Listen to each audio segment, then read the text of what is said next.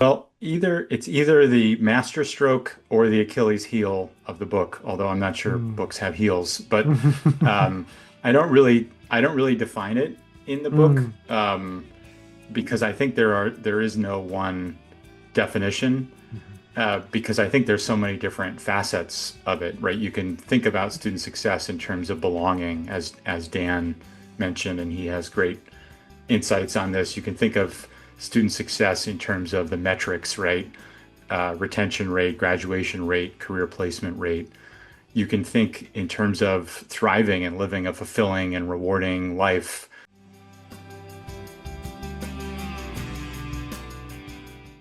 Hello, and welcome to Student Affairs Now. I'm your host, Keith Edwards. Today, Elliot Felix's new book, The Connected College, which focused on breaking down silos and working across functions to center innovation and agility for student success, is our focus. We're also joined by Dr. Dan Maxwell, who is featured in the chapter on student affairs in The Connected College. I'm so looking forward to talking more about the principles advocated in the book and so many hundreds of examples of putting this into practice throughout. Student Affairs Now is the premier podcast and online learning community for thousands of us who work in, alongside, or adjacent to the field of higher education and student affairs. We release new episodes every week on Wednesdays. Find details about this episode or browse the archives at studentaffairsnow.com. We have two sponsors. Evolve empowers higher education leaders to lead with and through perilous times by releasing fear, gaining courage, and taking action through an executive coaching program, including individual and group coaching, and an intentionally designed and curated curriculum to maximize impact. And Huron's education and research experts help institutions transform their strategy, operations, technology, and culture to foster innovation, financial health, and student success. As I mentioned, I'm your host, Keith Edwards. My pronouns are he, him, his. I'm a speaker, author, and coach helping higher ed leaders create transformation for better tomorrows for us all through leadership, learning, and equity. You can find out more about me at keithedwards.com. And I'm recording this from my home and Elliot's in Minneapolis, Minnesota, at the intersections of the current and ancestral homeland of the Dakota and the Ojibwe peoples. Let's get to the conversation. Dan and Elliot, thank you both for being here. Why don't we just begin with some introductions, a little bit about you and a little bit about this project, and then we'll get off and running. Elliot, let's start with you. Well, thanks, Keith. Happy to be here, and also happy to be here with Dan Maxwell, who you'll hear from in a second, and you hear from in my book. And I'm an author, I'm a speaker, and I'm a consultant to more than 100 colleges and universities, helping them enable student success and create better connected colleges and universities where students can succeed.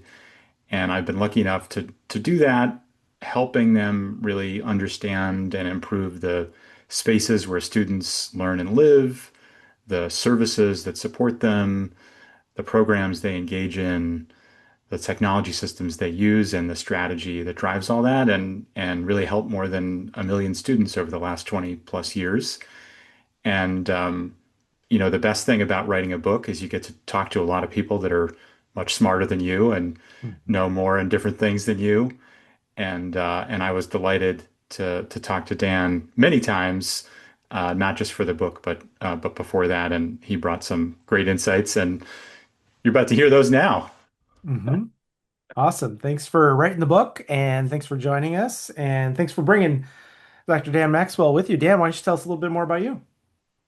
Well, greetings, everybody. I'm hailing from Houston, Texas. I work as the Vice President for Student Success and Student Life at the University of Houston downtown.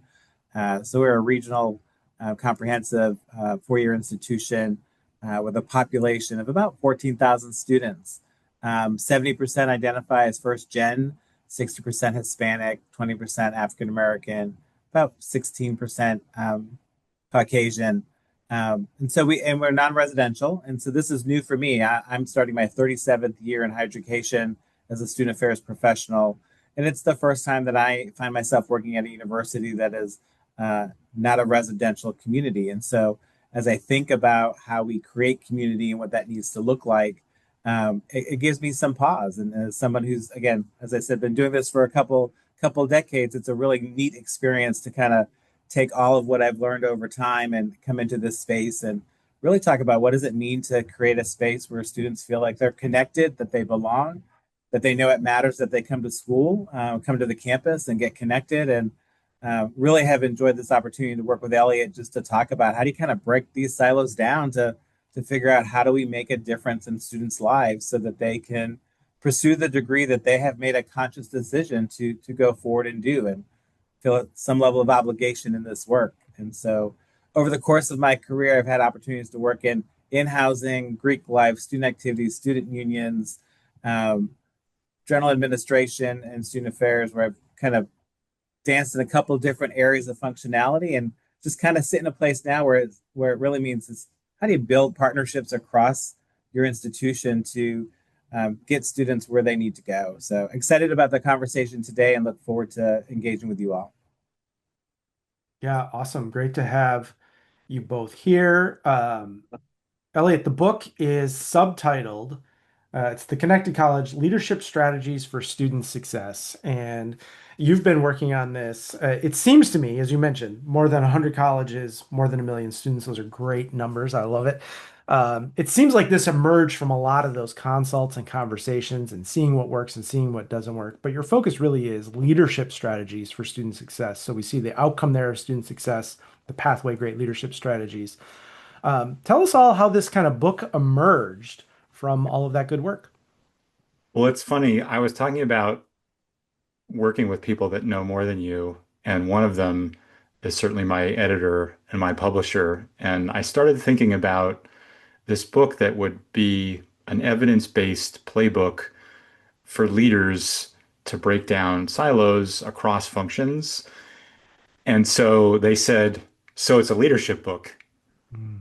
And I right until that moment, that hadn't occurred to me. Like, oh, okay, like this is I'm writing, because I was thinking like, okay, this is a higher ed book, but it's like a leadership book and a higher ed book had a baby because Mhm. it's for leaders in higher ed who are maybe they're established leaders and they're trying to work across functions, like let's say on something like experiential learning, which I Mhm. think is one of those things that's everybody's job, right? It's not academic affairs, it's not student affairs, it's not the Center for Teaching and Learning, it's not the alumni office. Um, it's not just curriculum, it's also corporate partnerships. And so if you want students working on real world projects for companies in their classes, that takes a village, right? It takes everybody Mhm. working together. And so I met so many leaders that were trying to make those connections, but encountering problems of strategy and structure and sometimes culture that I thought it, I could really make a contribution if I help those folks, if I help those leaders um, make progress. And so it was really a way of doing that and recognizing that people are in multiple stages of their leadership journey. Some folks are well established, like I was mentioning, but others might be emerging leaders that, as you move up, you have to look out, right? As you Mhm. move up, you have to take the expertise you have in your function and your discipline, and you have to connect it to the other ones. So, my mission in creating the Connected College was to help people break down those silos to do things like experiential learning or do things like leadership development, Mhm. to get a shared picture of the student and to find common ground and make those connections. Mhm. Yeah, I love this language. You're using same language that I often use about breaking down silos, and getting beyond the expertise of our discipline, if we're academics, or our function, if we're in administrative roles, and seeing the bigger picture. I find that I've one of heard the them biggest. referred to as cylinders of excellence also. So, Okay, right, right. And I think that's a great point because I think sometimes we love our cylinders of excellence, right? yes, Because we're like to comfortable, keep the we're cheese familiar. in that Yeah, exact place. Yeah, yep. But then sometimes we don't like the silos, but we're just so busy we can't get out of them even though we'd like to. Or even if not, I'm worried you're too busy. And so I don't want to right. bother you. I don't want to be an inconvenience to you. So there's kind of a we love it. We want to stay here because we're familiar and comfortable. But then there's I don't love it. I don't like it, but I'm busy or I think you are. And there's kind of a deferential staying in our silos. Yep. Yeah. Yeah, I think sometimes the trouble is the structure that you have Mhm. these silos that you might have different folks across an institution doing kind of similar things in isolation. Mhm. Um, but sometimes it's also a strategy problem, so I opened the book talking about a university I worked with. We were creating a student success hub. I had folks around the table, library, IT, math center, tutoring center, writing center, writing lab. And I was in the around the table. What's the difference between a writing center and a writing lab? Well, there basically was no difference. It was they were in two different buildings. They reported to two different people. Right. They used two different sets of technology to book appointments and to track consultations. Um, and so those folks really didn't have the opportunity to work together, and bringing them in one space using one set of tools, pooling the staff, which were, grad students or third or fourth years, gave them a chance to work together. So sometimes it's the structure, but I think a lot of times it is the strategy. People want to work together, but they don't quite have the way to do that. And I think a big part of it is, especially since the pandemic, folks are stuck in this do more with less mindset. Yeah. And I mean, I don't blame them, because I think a lot of that is because they don't have a strategy that focuses them, Mhm. right? Like if you don't have a strategic plan or a memo or direction that gives you clear priorities so that you can say no, you have Right. to keep saying yes, right? And then all of a sudden you're spread too thin and people are too busy, right? They are, they may want to, Keith and Dan may want to work together, but you're each like spread too thin, so you can't carve out the Mhm. time to make it happen. So Right. my wish for folks is that they actually have strategy that focuses them. So instead of doing more with less, you can actually do less with more, right? You can be more Mhm. focused and put your resources where they count. Yeah. Yeah, I've been talking about folks who have been getting that mantra of we've had 3 years of budget cuts, we've lost 17 staff members, and we're being told to do more with less, which is just demoralizing, right? It's just arguing with reality. To then It's let's do impossible. less with less. Oh, so Yeah. now if we're going to do less with less, we have fewer staff, we have fewer resources. What is less, right? Sets the priorities. To then sort of the further extension of that is where you're able to start doing less so you can be more, right? So what is that's I like super that. Yeah. strategic and really aligning there. Um, the whole book is about student success. Um, how do you define student success? That's the outcome. The whole book is the strategy and structure and organizing to get there. How do you define student success? Well, it's either the master stroke or the Achilles heel of the book, although I'm not sure Mm. books have heels, but I don't really define it in the book, Mm. because I think there is no one definition, Mhm. because I think there's so many different facets of it, right? You can think about student success in terms of belonging, as Dan mentioned, and he has great insights on this. You can think of student success in terms of the metrics, right? Retention rate, graduation rate, career placement rate. You can think in terms of thriving and living a fulfilling and rewarding life. You can think of success in terms of each individual student's goals. And so I don't offer one definitive um, definition. I mean, just to be circular, Mhm. I don't offer one definition of student success, but I talk about all the different components of it and how they can go together in each institution's own way, given their strategy, their Mhm. structure, their culture. Yeah, that could really vary from a community or technical college to a massive public institution to a very small liberal arts college or an art school. Um, Lots of different ways to define student success for those students. And it's probably not one, but as you're saying, multiple definitions coming in. Well, the book is broken up into sort of this case, and then it's broken up into the different functions. There's through institutional research, enrollment management, academic programs. There's 14 chapters. I won't read them all. Um, but one of them is on student affairs, and that's a big focus for our audience. So Dan, you are featured. And then I also say that the book is full of examples. Elliot has really packed the book with examples of different campuses, different leaders, different success stories, innovative approaches, and ways that this is going. But Dan, you're featured in the chapter on student affairs. How have you put this approach to work in your work? Yeah, there's a couple things that you all were talking about that I was trying to put some thought around. The first one I would say is that I think we all have to understand that students don't really care about our structures. They don't care who reports to who. It doesn't matter to them. They are seeking a value added experience that can be seamless. That they don't want to come to school to struggle. They want to learn. They want to be engaged. They want to be part of it. But they also may be entering into this space that they're not comfortable with, especially if they're first generation students. They may be balancing some form of imposter syndrome.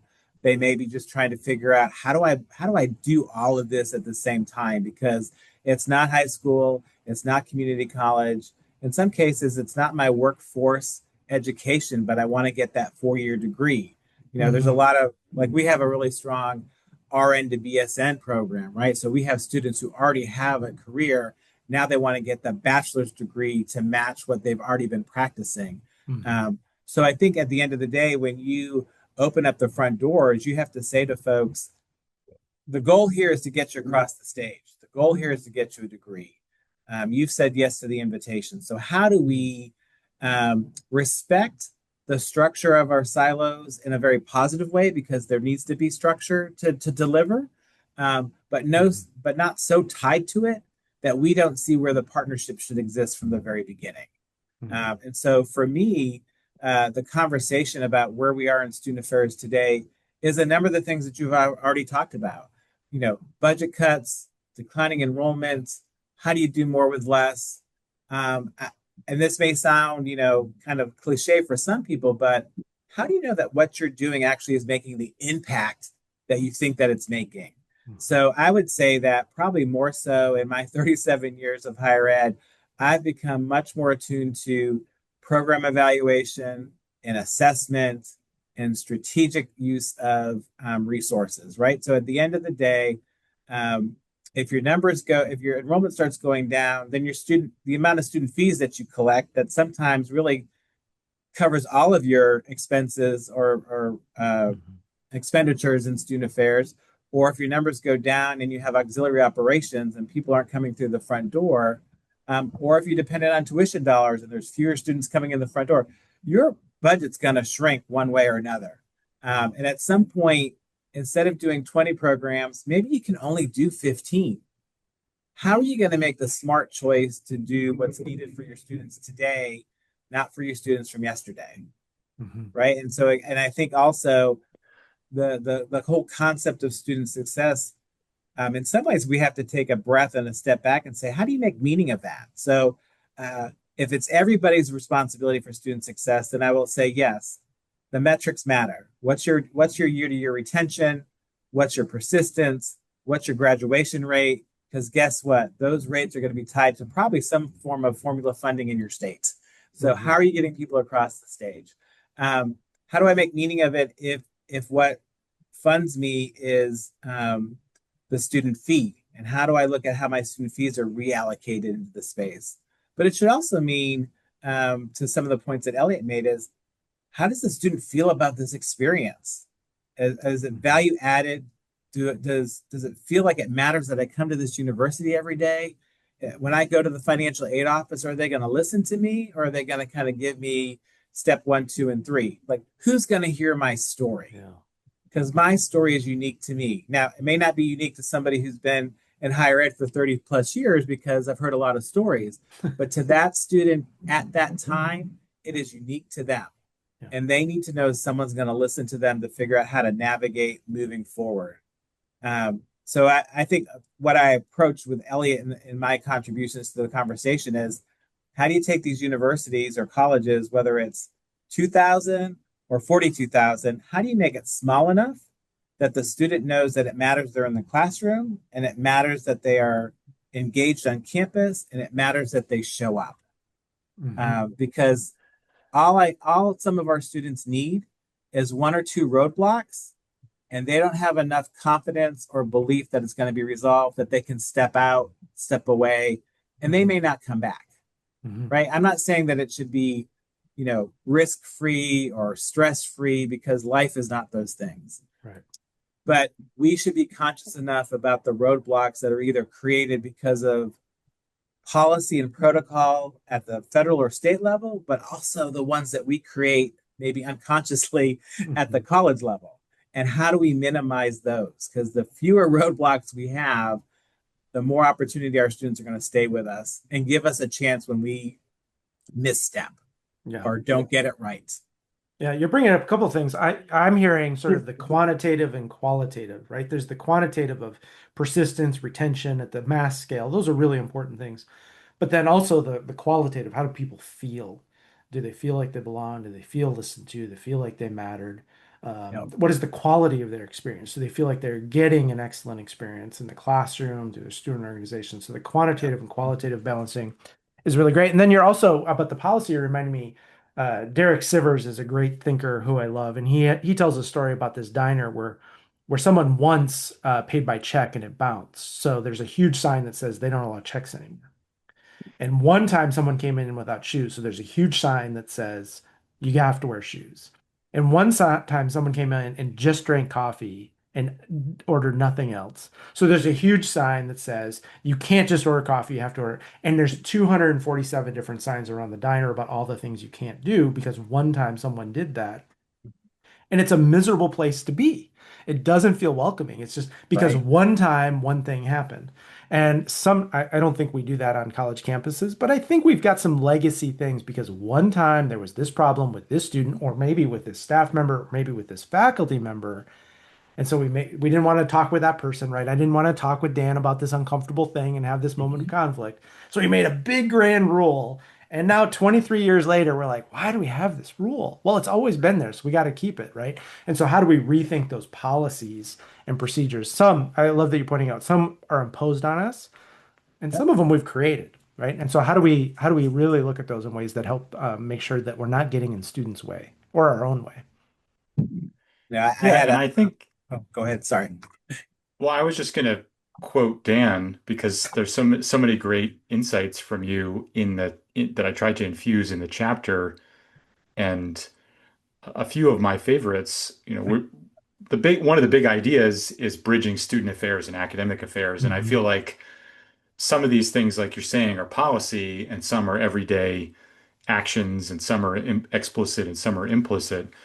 But so many great suggestions that are just, I think, second nature to Dan that I think are great lessons for others, like data as a way to create common ground across academic affairs and student affairs. So you're getting that shared picture of the student. I think your quote was gut plus data is really good. Yeah. I make decisions. I make some decisions with my gut, but gut plus data is even better. Yeah. Mhm. Um, and then the other, just simple things like when it's time for a student to get engaged, to get involved, to join a student organization, try and, find a club that connects to a course. Mhm. Just so you're knitting those worlds together, because I think that might be the biggest silo on most campuses is the academic affairs, student affairs, and NASPA even used to define itself as quote unquote out of the classroom, right? Right. And thank goodness that's been stricken from the definition because we all have a more holistic picture of students and how they succeed.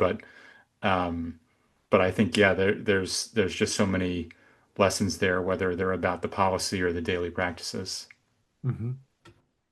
Well, and people want to belong to something that's bigger than themselves, right? They want to be in community. They may not always have the words or the language to say why this is important to them, but people want that sense of connection. They want to feel like they belong to something. They want it in the classroom. Like, I think at the end of the day, people want a really engaging academic experience. They want their faculty member to challenge them, maybe not all the time, but they want to feel like they're learning something.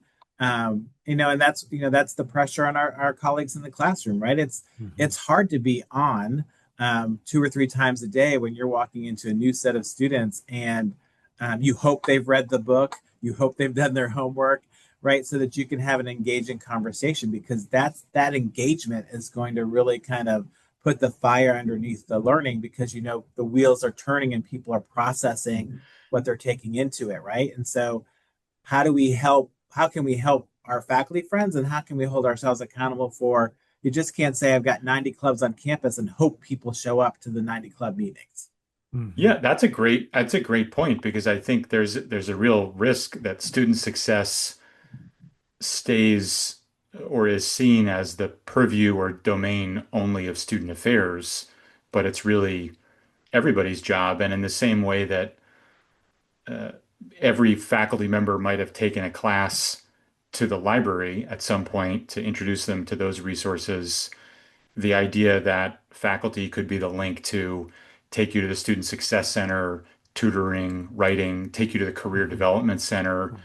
bring in someone from the Career Development Center to speak. I mean, I think there's a lot of like low-hanging fruit. I mean, sometimes I love this idea. Forget where I heard it originally, but just one career center years ago went on this sort of charm offensive or campaign, and they told faculty, "Hey, if you have a conference or you're not feeling well, don't cancel your class.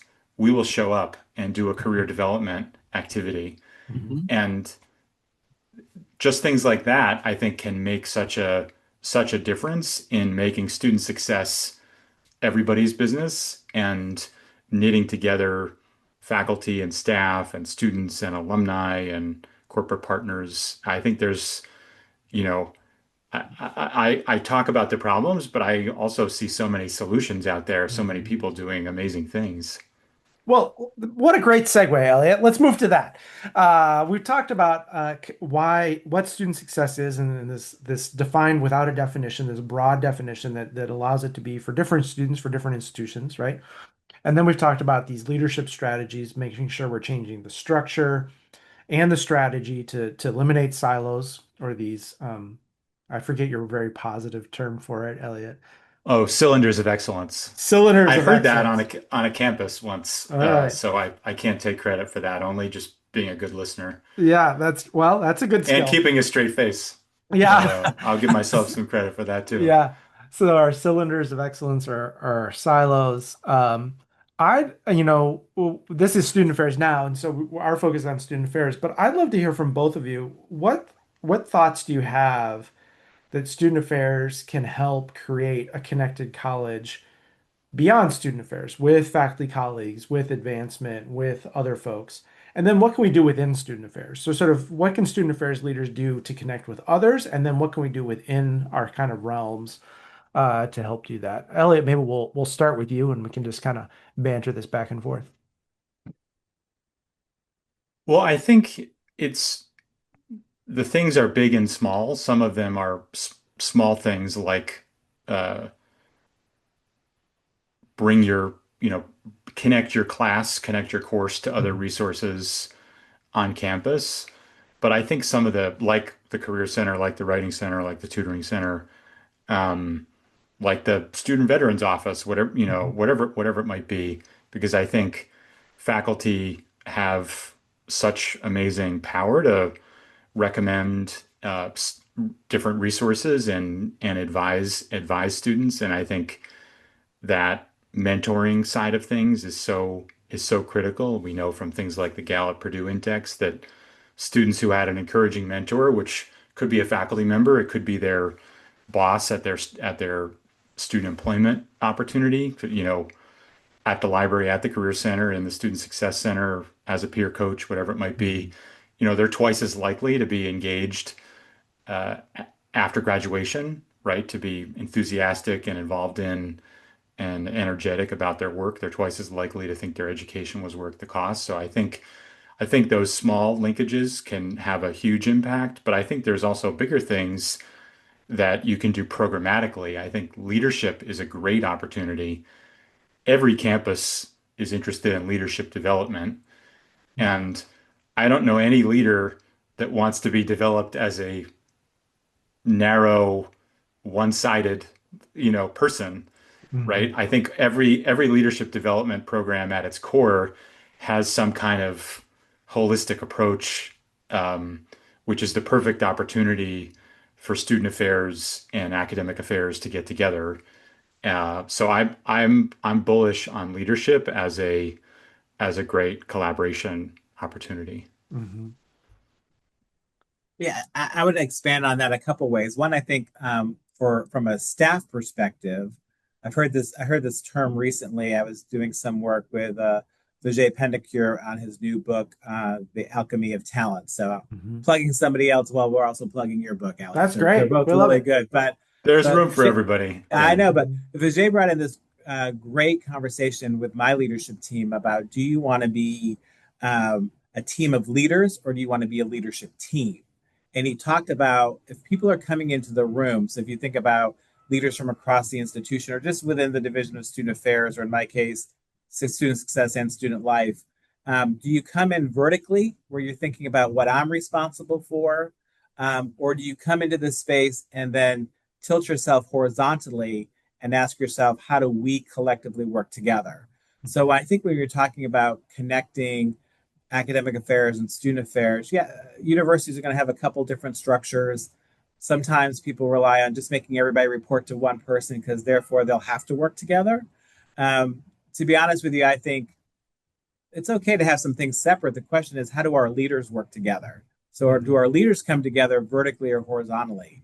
And if I'm coming into space just worrying about my stuff, and I'm not thinking about how my stuff really Yeah. connects with the other parts of the campus, how are we ever going to either take down the silos or at least make them more transparent versus being Hmm. solid? Yeah. So I think in some cases here at the University of Houston downtown, um, in the model of the division that I have both curricular and co-curricular high touch point opportunities. So I have the academic support center. So supplemental instruction, Mhm. tutoring, reading and writing lab, the testing center.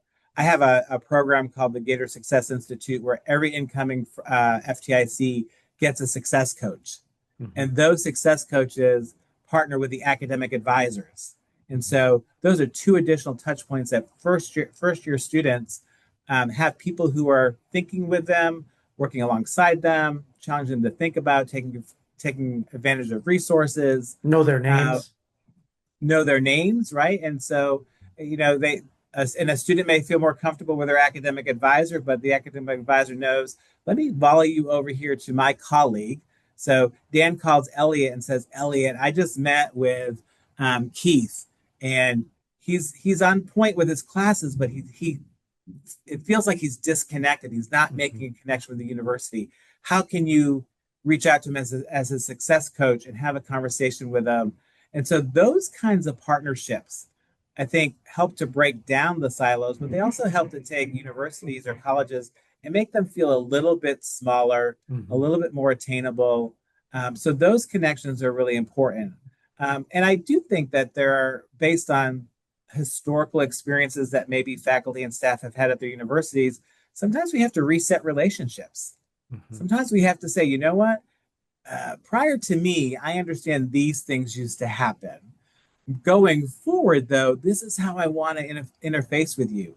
That, Hmm. if you're having a disruption in the classroom, I don't want you to worry about, how do I hold this student accountable? How do I address it? I want you to pick up the phone and call the dean of students office, because this is not now about what you're teaching in the classroom. It's about how students are behaving in the classroom. And you have a partner to figure out how to make this more Right. successful. Because at the end of the day, we really don't want the student to leave, but we want them to know what their responsibility is to be in being a good citizen and a good student at our institution. Yeah. So reinvesting in those relationships take time and energy. And quite honestly, people are thinking, I got so much on my plate. Now you want me to do dot, dot, dot. Yeah. Yeah. Well, it's the dot, dot, dots, I think, that your book is Yeah. speaking to, Elliot. It's those dot, dot, dots, which are the connections, which are the relationships, which are challenging us to get out of our vertical and go to our horizontal Mhm. style of leadership and partnerships. Well, I love what you said there about if you're having trouble with a student in the classroom, call the dean of students office and partner. You've got to partner, which is different than dumping off a problem on the dean of students office and washing your hands of it, but really Right? partnering, which is another way of being connected. And I love what you were talking about Vijay's book and this vertical versus horizontal. Patrick Lencioni, who wrote The Five Dysfunctions of a Team, and now is Great doing a book. lot on Working Genius, which is another great book. he talks about the senior leadership team needing to be your first team, right? Yeah. If your Yeah. first team is the people who report to you, then you can be very siloed. But if your first team is the senior leadership team, then you're paying attention to the intersections, the connections, the broad patterns, and that's really what senior leadership teams need to be doing. So same idea, just another book, another name Yeah. drop to reference. Elliot, what has this got you thinking? Well, I think what Dan said and what you've just remarked on made me think of a couple things that I think could also help folks in student affairs now, pun intended. Hmm. And Please, we I love it. think one is, we were talking about leadership as an opportunity area because by definition you want a holistic approach. I think the other thing, which is a really powerful forcing function for collaboration, is a lack of time scarcity. And, Dan, I know you're working at a predominantly non-residential campus, and on that kind of campus and many others, the old model that students are going to do co-curriculars in spare time Mhm. that they don't have At is just 9:30 at totally night. outdated. Like going to the career center, going to the tutoring center. So that makes me think of two things. One is students aren't going to do these extra things in spare time they don't have. You have to integrate them. So you have to, like, for instance, there's only 24% of students take a career exploration and development course for credit. Mhm. So which is just crazy pants, right? Like you should integrate those. Or, you think about only 40% of students do an internship, and only I think 25% of first gen students do an internship. Because it's a big chunk of time. It might be hard to get. It might be relying on social capital that you don't have. Mhm. So the idea of like work integrated learning, real world projects for companies, leveraging these new marketplaces that are arising where it's really easy to connect companies with faculty to work on projects in their courses. I think these are all the new model of integration as opposed to extra, Mhm. because we know like extra isn't going to work.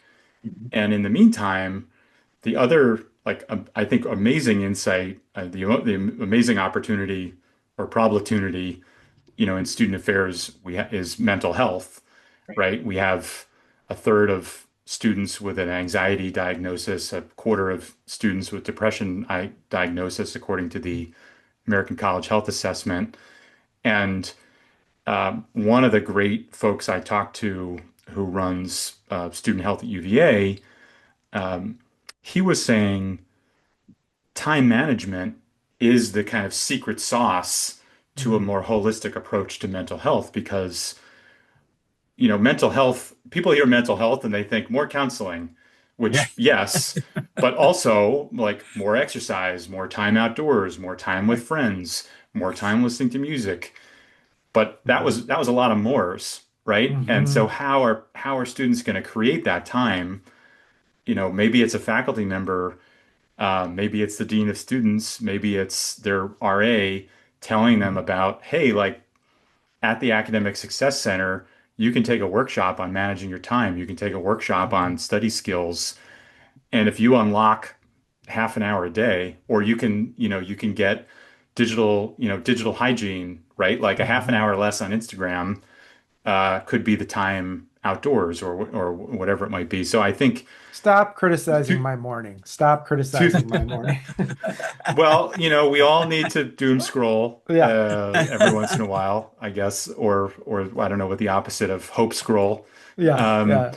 but I think there's some really interesting things happening about how do you shift your model from extra and from the spare time Yeah. outdated paradigm, and then how do you help students create more time since that's maybe the most limiting factor for many of Yeah. them.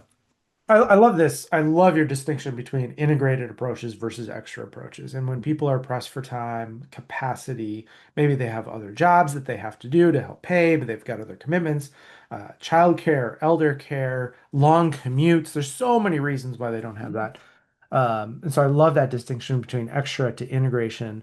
And I think the step further I think we can take it is rather than recommending they go to a workshop, right, which is another thing they've got to do, how do we take how do we take the best wisdom we have about time management and deliver it to them in 2 3 minute videos or little things that they see while in the hallway or bulletin boards or digital displays outside the coffee shop, right? How do we deliver this so it doesn't have to be a 60-minute commitment to be in a room Right? Even at better. 7 p.m. for this thing, sort of. So you're talking about integrating this in. How do we integrate it into the things they're already doing so it's value added as we go? Well, and I think the other part of it is, and I know some schools do this really well. If you think about a first year experience and a second year or sophomore second year Mhm. experience, but I don't think we can underestimate some kind of program for credit, right? That talks about how to be successful at school. So however Mhm. you feel comfortable naming it, and I don't care if you're coming from an institution where you've already been doing AP classes since you were in eighth grade, or you're coming from a school that was under resourced, or you're Mhm. coming from a workforce program. What does it mean to be successful here? And how do I help you understand what the resources are for you here? And so, some kind of freshman seminar, I think, is really important. And I think, honestly, having them connected to your home college so you Mhm. begin to also meet faculty who you're going to probably have in your junior and senior year. Thinking about maybe even having those seminars connecting to industry type jobs that you might be excited about. And then how do you balance that with some kind of a capstone experience, right? Because I've been overseeing career services for about 14, 15 years. And I think every career center will tell you the most heartbreaking statement to hear from somebody is when they're graduating and said, "I didn't know you existed." Mhm. Right? And you have academic programs who want folks to be doing internships. You're having people looking for jobs on campus and off campus. And so how do we help people know what that is when they're walking into our institution as a new student or a transfer student? And how do we make sure that they're somehow taking advantage of those near the end of the chapter that they are with us? Mhm. Some way that we integrate this kind of living, learning, uh, transferable skills to make sure you understand what they're needed and that you're then using them. So I think those things are really important to really just at least acknowledge if you want to kind of think about this merger or the blurring of the lines. I think it's okay to have conversations that talk about how to be successful and have it connected to your academics, how to be successful in accounting, how to be Yeah. successful in marketing, communications. Um, and then we have so many folks who I think value more of a liberal arts or humanities kind of degree, and I think those are great, but sometimes we have to help students think about what is that going to mean for my career? How do I take this area of academic passion and turn that into my next career choice? And so again, helping people think through this, doing it through an academic conversation, I think honestly it can be very successful or could be Mhm. very successful. Mhm. Well, and you began by talking about um, we've got to get out of our own way of our structures, our silos. And I think one of the Mm-hmm. things I'm often encouraging folks to do is notice how often we are training students to navigate our administrative structure. Oh, I'm not the right office. You actually need to go over here. This is not the right person to call. You need to go here. And instead of teaching students how to navigate our administrative structure, what if we got our administrative structure organized around students and how they navigate through this experience, right? That would be a much better way of doing it. Well, we are running out of time. This is fabulous. I think we might have had our first crazy pants reference on student affairs now, so thank you for that, Elliot. I don't think anyone had that one on the bingo card, but that's great. Okay, Um, good. yeah, but the podcast is called Student Affairs Now. We always like to end by asking, what are you thinking, troubling, or pondering now? Might be related to this conversation, might just be what's with you and occupying you. And then also, if folks want to connect with you, what's the best way for them to do that? So, Dan, let's begin with you. What's with you now? Yeah, I think the challenge that we have is there's a lot going on at the federal and state levels that we may not feel like we have any sense of control over. Mhm. Um, and what I've been challenged to do myself is to remind myself, what is it that I do control? Where is it that I do have influence? And if I can remember at the end of the day, how do I ensure that the students who are choosing to come to the school that I work in the state that I live in, that it still is a value added experience for them, right? And Mhm. so I may agree or not agree with some of the things that are influencing how I can do my work, but it doesn't mean that I stop doing my work.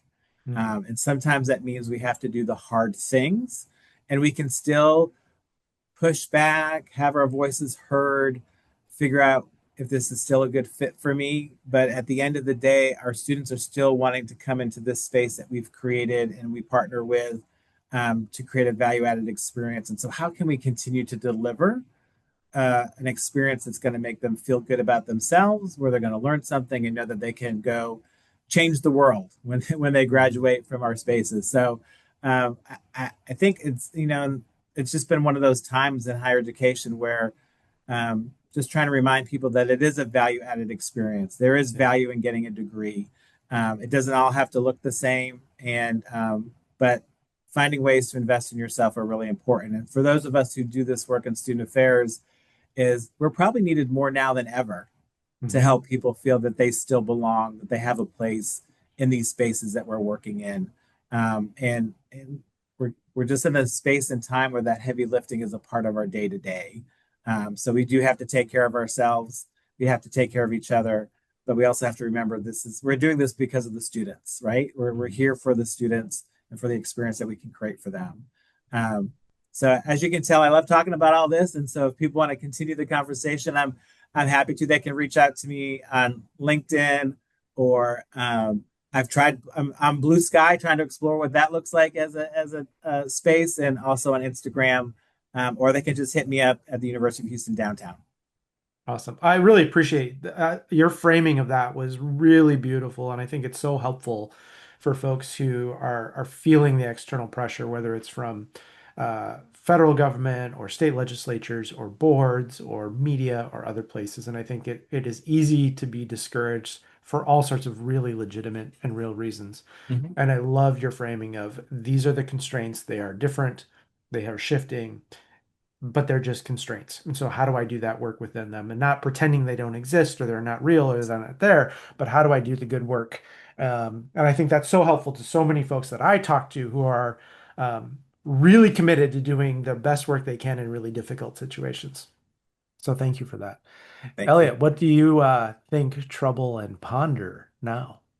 Well, Dan, you went big and strategic, which was lovely, and I'll try and complement that with something immediate and tactical. Mhm. And I think sort of riffing off what you were saying, Keith, about, we're teaching students to navigate our structures instead of structuring ourselves around them. Mhm. Um, in the consulting work I do at Bureau Happold, where I lead the higher ed advisory practice, one of the simple things we do to help and you folks can do this on their own or that they need help, that's fine too. But when we're creating a service model or a staffing model, but just a very simple like program or service audit can be amazingly insightful, where you just each thing you do, you write on a post-it, right? And then you cluster them. And I've probably done this 100 times with different folks. Mhm. And two things happen every time you put those post-its on a whiteboard. One is the leader will step back and say, "Oh crap, this is a lot of stuff. It's This too is too much. much stuff." Yeah. And that will force a conversation about sunsetting or prioritization or phasing or some kind of better allocation of resources so that people aren't spread so thin. Mhm. Um, and then the other thing that happens is people will realize that the categories of programs and services rarely match the groups of people delivering them. So you're Mhm. actually like pulling yourself apart Mm. because you've got this legacy structure which made sense 20 years ago or 100 years ago, but doesn't actually match people's day-to-day activities and work. And you often find committees are the workaround for this, right? So as soon as you see a lot like the committees outnumber the departments, that Mm. means basically people have to start a committee to get their work done instead of just doing their work. And Mhm. so I think as people want to be more focused, be less stretched thin, want to structure themselves around the students, that kind of simple program service audit only takes some post-its and some Sharpies. Um, can be really useful to kind of get your arms around your service model, and then you can take it a step further and start thinking about your staffing model and say, okay, for each of these post-its, this is one FTE, this is a quarter, this is Mhm. half, this is three and a Mhm. half. And you can start to sort of balance it out and say, can we really put 3.5 people toward uh, XYZ, or is that going to have to shift, or can we do Mhm. more peer-to-peer, or what can we automate? We made it 50 some minutes without saying AI, I think. So if we have to say it, at least for SEO purposes, we need to I think say it at everybody least had that on their once. bingo card, so good. Um, so I'm proud of us for waiting that long, but I do think, thinking about peer-to-peer models, thinking about the role that technology can play, thinking about a program service audit and aligning your people with the programs, I think is the way forward because even in areas that are growing demographically, uh, the resources are not unlimited, right? And we can't just default to expansion. We Mhm. can't just keep adding more people, more programs, Yeah. more technology. Um, we have to be more focused Yeah. for Awesome. everybody's sake. And Elliot, where can people who want to connect with you connect with you? Um, I think the best starting point is elliottfelix.com. That's where you can find out more about the book. There's also lots of resources, tools you can download there. Mhm. There's cheat sheets on the big ideas, on the case studies, a book club guide. I can also be a resource if folks are looking for a speaker or a facilitator or a book, everything from a book club to a leadership retreat. Mhm. And yeah, I just appreciate the opportunity to help. Yeah. Student success is my mission, and I know it is for your listeners. And I'm grateful for the chance to appear here and now. Yeah. Well, awesome. Thank you. And thank you, Dan, for being here and for your contributions in the chapter on student affairs and student success, and to Elliot for the book. And if you go to elliottfelix.com, you can find the Connected College book with a link to where you can buy it on Amazon, or if you'd rather not do that, you can buy it on Atasca Books. All of that is there. The book is out now. You can get it. I really appreciate you both for being here and your authorship, your leadership, your work in this space. It's been really terrific. I also want to thank our sponsors of today's episode, Evolve and Huron. Higher education leaders are facing unprecedented challenges, uncertainty, and feeling under attack. Many are understandably feeling overwhelmed and near burnout, yet yearning to make a powerful difference for students, their organizations, and all of us. Evolve is a program that I lead along with my colleagues, Dr. Brian Arau and Don Lee. It's an executive coaching program to empower leaders like you to release fear, gain courage, and take transformative action to unleash your leadership potential for social change. It's a 3-month coaching program offering individual and group coaching, as well as intentional and curated curriculum to maximize impact for the busiest senior leaders. Visit us to learn more about our next cohort or consider Evolve for your senior leadership team. And Huron. Huron collaborates with colleges and universities to create sound strategies, optimize operations, and accelerate digital transformation. By embracing diverse perspectives, encouraging new ideas, and challenging the status quo, Huron promotes institutional resilience in higher education. For more information, please visit them at go.hcg.com/now. As always, thanks to our producer, Natalie Ambrosi, who makes us all look and sound good behind the scenes. We love the support of these conversations from you, our audience, and our community. You can really help us out by subscribing to the podcast on YouTube or to our newsletter. You'll get a new newsletter each Wednesday morning with our latest episode. If you're so inclined, you can also leave us a 5-star review. I'm Keith Edwards. Thanks again to our two fabulous guests today and to everyone who is watching and listening. Make it a great week, all.